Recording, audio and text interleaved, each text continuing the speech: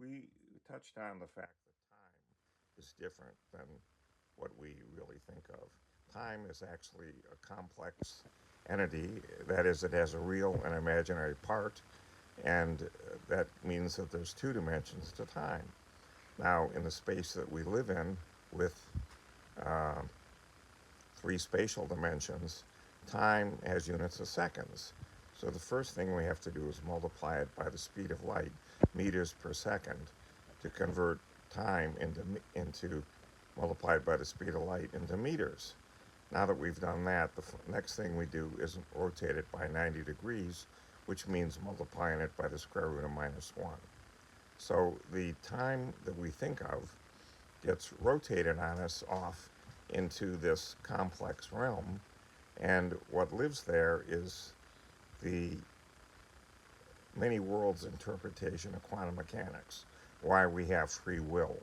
We explore all these different timelines, but it's only our collective consciousness that can shape the information that controls all the timelines around us to shape into the timeline that we actually live on. So, off in the time dimension that we're dealing with, which is off in the many world side of things, we have right next to us a four-dimensional subspace for dark matter. It consists of three spatial dimensions, which are orthogonal to the three spatial dimensions we have. They're all multiplied by the square root of minus 1.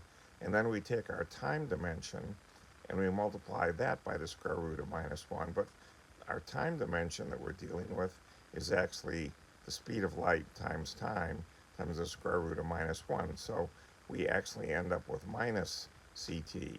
And this is the akashic record that is the thread that is actually what makes up the main timeline that we all live on in this timeline. So we end up with this curious situation where the akashic record falls behind us. We see with every passing second more of this record, and the many worlds takes place in the complex realm where we have all possible outcomes, but our consciousness shapes things so that the akashic record records the main timeline.